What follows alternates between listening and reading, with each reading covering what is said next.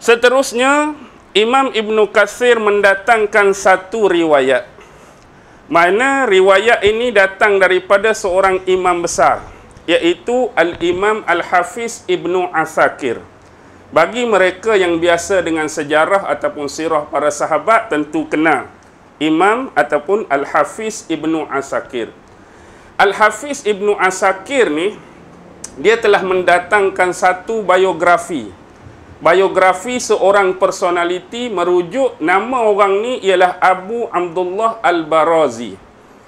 Abu Abdullah Al-Barazi ni, dia adalah seorang lelaki yang tinggal di satu perkampungan yang nama kampung ni Barazah. Jadi Al-Barazi belakang dia tu sempena nama kampung dia Barazah itulah. Nama dia Abu Abdullah Al-Barazi. Yang mana kampung Barazah ni terletak di pinggir. Di pinggir bandar apa? Bandar Dimash. Di mana Dimash? Kita sebut Damsyik. Kawasan Syria lah, kawasan Syam dulu. Jadi, disifatkan bahawa lelaki yang nama Abu Abdullah ini adalah seorang lelaki yang soleh. Sifat dia pula selalu berpuasa sunat pada hari Isnin dan Khamis. Dan dia juga mengalami kebutaan pada mata dia yang sebelah kanan. Mata dia sebelah kanan tu buta. Dan umur dia dianggarkan dan diperkirakan 80 tahun.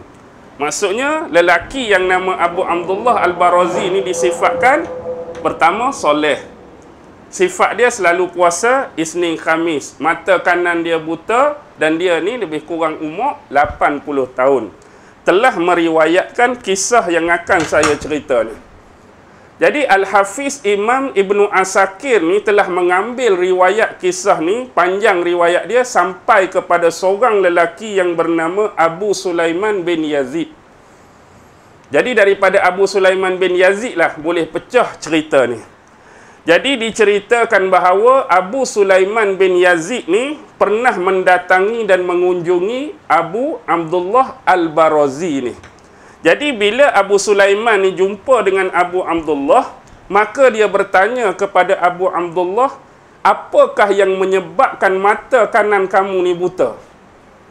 Pasal apa? Cerita dia, asal usul dia, sebab dia pasal apa mata kanan kamu ni buta? Jadi bila disoal dan dipertanyakan demikian, kawan ni iaitu Abdullah Al-Barazi ni mati-mati tak mau jawab. Dia mati-mati tak mau cerita apakah kes ataupun apakah sebab yang menyebabkan mata kanan dia ni buta. Jadi duk tekan-tekan tak mau cerita, duk tekan-tekan tak mau jawab. Lalu kata Abu Sulaiman bin Yazid ni, sampailah aku mendesak dia nak tahu sangat pasal apa mata dia ni buta sebelah kanan sampai berbulan-bulan lamanya. Kalau kita lagu mana sanggup tak? Kalau tanya, mamu, pasal apa mata mamu jadi lagu ni? Tak payah habaq lah. Pasal apa mata mamu tu ni? Ceritalah, tak payah habaq lah. Kita tinggal lah, malas lah kita ni. Tapi dia nak tahu juga sampai berbulan-bulan dia duk desak kawan ni. Pasal apa? Lalu akhirnya kawan ni buka mulut. Baiklah, aku akan ceritakanlah punca asal usul sebab sebenar yang menyebabkan mata aku ni jadi buta. Baik, dahulu ada dua orang lelaki, yang mana lelaki ni datang daripada bumi Khurasan. Lelaki ni, dua orang ni datang daripada bumi Khurasan.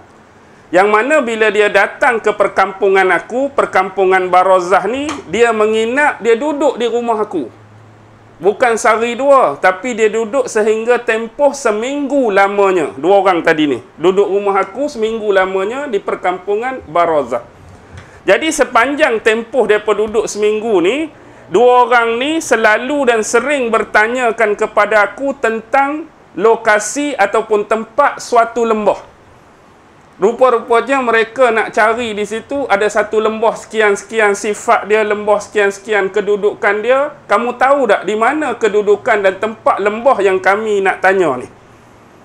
Lalu Abu Barzah habaq pada dua orang ni, ya aku tahu tempat tu di mana. Maksudnya kedudukan lembah tu aku tahu duduk di mana. Kalau kamu tahu, tunjukkan pada kami dua orang, bawa kami dua orang pergi tempat tu. Lalu Abu Abdullah Al-Barazi tadi bawalah dua orang ni pilah kepada lokasi dan kedudukan lembah tadi.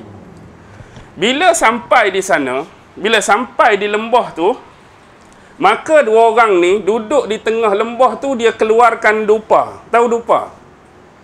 Dupa ni biasa kalau kita tengok di rumah ibadat. Rumah ibadat yang jenis ada macam bekas, ada kaki empat, dia macam abu. Dia tujuan dia letak jenis macam bara, macam api, mengeluarkan asap tu. Tu dia panggil dupa. Selalunya di kuil ada, di rumah ibadat Buddha ada, dia macam satu bekas. Dia macam, rupa dia macam besen tu, tapi dia ada kaki. Boleh nampak tak benda tu kan? Tu dipanggil dupa. Jadi mereka letak bahan-bahan dupa tu, tujuan dia nak bagi keluar asap tu lah. Masuk waktu dah? Okey, tak apalah. Kita habis.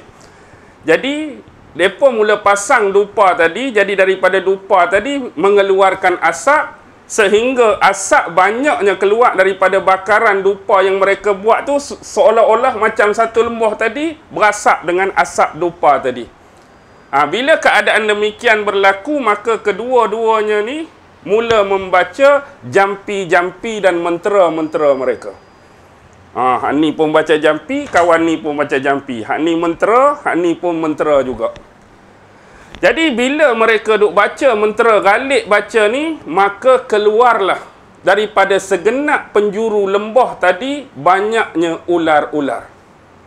Bila tengok berasak tadi, start baca mentera, start baca jampi tu, belah ni pun keluar ular, belah ni pun keluar ular, belah ni keluar ular, sehingga seolah-olah ular yang keluar tu pi menuju kepada mereka dua orang ni, hak berada di tengah lembah ni.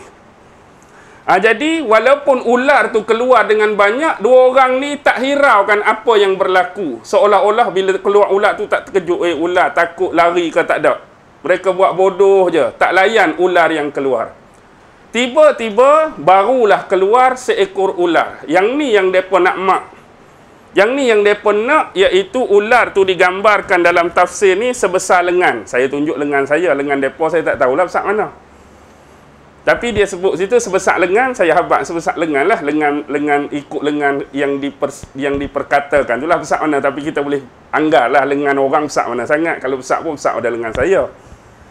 Jadi keluar seekor ular yang besar dia sebesar lengan, dan mata dia bercahaya, bersinar, berkilauan seperti mata wang dinar. Kita tahu dinar ni mata wang dibuat daripada apa? Daripada emas. Tapi dia nak gambarkan mata ular tadi tu bersinar seolah-olah seperti berkilauan mata wang dinar. Jadi bila ular tu mari dekat depa, maka depa tangkap ular tadi. Hak tu hak depa nak sebenarnya. Hak lain-lain tu mereka tak mau. Bila mereka tangkap ular tu, mereka memecahkan tempat dupa tadi. Jadi tak penting dah dupa tadi untuk mengurangkan asap hak sedia ada. Lalu mereka berkata, sesungguhnya demi Allah, Allah tidak pernah menghampakan kami sepanjang kami melakukan perjalanan setahun yang lepas. Maksudnya dah setahun dah mereka mungkin nak cari tempat tu, hari ni berhasil, hari ni dapat. Apa yang mereka nak cari, iaitu ular yang sebesar lengan tadi. Lalu apa sebenarnya yang mereka nak buat dengan ular sebesar lengan ni? Salah seorang daripada mereka mengeluarkan jarum. Dan saya kira walaupun dalam tu sebut jarum, tapi sebenarnya jarum tu untuk apa? Jarum tu untuk macam benda tajam yang kita guna untuk letak celak mata, tahu? Kita dulu hak zaman 80-an, saya ingat orang buat balik Mekah ada bekas macam tembaga tu, ingat tak? Dia style pulas-pulas. Dia style pulas-pulas, dia nampak macam jarum lah kan. Jadi kita cucuk-cucuk culuk tu kita lepas pasan. Maksudnya dia keluarkan benda yang tajam seperti tu. Memang untuk buat celak mata. Lalu apa yang mereka gunakan benda tu? Mereka pegang ular tadi dan mereka cucuk mata ular tu. Mereka cucuk mata ular tu menggunakan jarum ataupun kalau kita kata alat untuk celak mata tadi. Dan selepas cucuk mata ular tu, hasil daripada dia, kesan daripada cucukkan tadi, mereka sapukan pada mata mereka untuk dijadikan sebagai celak. Yang penting mereka nak ialah sumber dia, hasil dia daripada mata ular tu. Jadi bila dah dapat, bila dah cucuk, sapu kat mata mereka dua orang ni. Jadi aku tak tahu apa sebenarnya yang mereka buat, kata Abu Abdullah Al-Barazi, sebab dia tunjuk tempat dia tadi. Tapi bila melihat keadaan dua orang ni, Dia rasa teringin juga. Jadi dia minta dua orang ni, hang buat juga benda tu kat aku. Aku nak juga sebagaimana hangpa buat tu. Jadi dua orang ni kata, tidak boleh, kami dua orang saja. Berkeras pula, tak boleh, kami tak boleh buat untuk kamu. Kami buat ni hanya untuk kami. Lalu aku desak mereka, aku ugut mereka, kalau mereka tak buat kepada aku sama seperti yang mereka buat, aku akan report, aku akan lapor kepada penguasa. Kalau kita hari ni, aku report polis lah. Jadi atas sebab tu, mereka buat. Jadi bila aku mendekati mereka, maka mereka cucuk mata ular tu, dan celak tadi mereka sapukan sebelah saja. Mereka dua-dua. Sebelah, mata kanan tu lah. Ni nak jadi cerita kata mata dia buta ni. Jadi bila sapu saja di mata kanan tu, bila aku buka mataku, apa yang berlaku?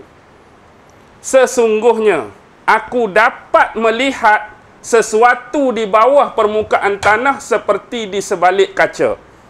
Maksudnya, kalau tak cumuk benda tu, tak oles benda tu pada mata, kita nampak tanah biasa. Tapi lepas mereka celak je mata aku sebelah tu, aku buka mata, nampak segala benda duduk bawah tanah tu. Seperti lihat kaca, yang bawah tu ada macam-macam. Jadi, kalau kita macam mana? Rasa seronok lah kan? Kemudian, dua orang ni minta kepada aku supaya berjalan sama-sama. Sementara aku berjalan seorang, dua orang ni duk sosek kat belakang. Jadi bila keadaan dia dah jauh daripada kampung, berjalan tadi keluar jauh daripada kampung, maka mereka dua orang ni tangkap aku. Bila tangkap aku, mereka ikat pula aku. Jadi dah kena tangkap, ikat. Selepas tu salah seorang daripada mereka menggunakan tangan dia pi korek mataku. Dia pi cungkil mataku sehingga sebab tu jadi lagu ni. Jadi seolah-olah mereka nak mereka saja yang dapat benda tu, bukan orang lain. Tapi sebab tadi mereka ugut kerana nak bagi tahu penguasa, jadi mereka bagilah dulu sementara. Jadi bila keadaan macam ni, mereka tak mau aku ada juga benda tu. Jadi sebab itulah mereka korek, mereka cungkil biji mataku. Lalu mereka tinggalkan aku dalam keadaan demikian. Dan kebetulan, maksudnya di lain waktu tu ada orang lalu situ, orang tu lah tolong pelepah ikatan tadi. Atas dasar itulah sampai hari ni mata kanan aku ni jadi lagu ni. Itulah kisah dia. Kisah dia biasa. Jadi apa hubungan dengan tafsir ni? Hubungan dengan tafsir ni seolah-olah nampak macam kekuatan burung huk-huk tadi. Bila buat lagu tu, maksudnya ular tu, kita boleh nampak apa yang ada bawah permukaan bumi, sama seperti kelebihan yang Allah bagi pada burung hud-hud. Itulah saya fikir dan saya rasa mengapa riwayat kisah ini dibawa. Tapi kalau sekali dengar tu, jadi macam pelik lah. Lepas ni, mesti ada ni orang tanya ni. Hak jenis geng-geng Google, hak jenis baca sekerak, baca terjemahan saja. Tak ada cerita lagi ni ustaz, saya buka tafsir, jenuh pula. Buka lah sendiri tafsir-tafsir yang besar, tafsir yang muktabar, terutama tafsir yang saya sebut ni, kisah ni memang ada. Tapi yang selebihnya, kita letaklah wallahu alam. Kita cuma membaca balik riwayat yang disediakan pada kita menerusi karya tersebut. Okey. Dan seterusnya, Imam Ibnu Abi Hatim. Imam Ibnu Abi Hatim ni seorang ulama tafsir yang besar. Imam Ibnu Abi Hatim mengatakan, telah menceritakan kepada kami, maknanya riwayat kepada dia, Ali bin Al-Husain. Telah menceritakan kepada kami Hisham bin Ammar. Telah menceritakan kepada kami Sadaqah bin Amru Al-Ghassani.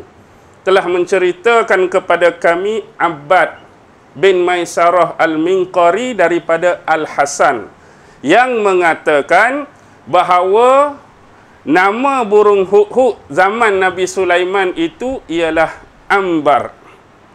Ainun bara. Nama burung tu ialah Ambar. Dia tu jenis burung hud-hud tapi nama dia tu Ambar. Tu mengikut riwayat yang saya baca tadi. Baik, seterusnya.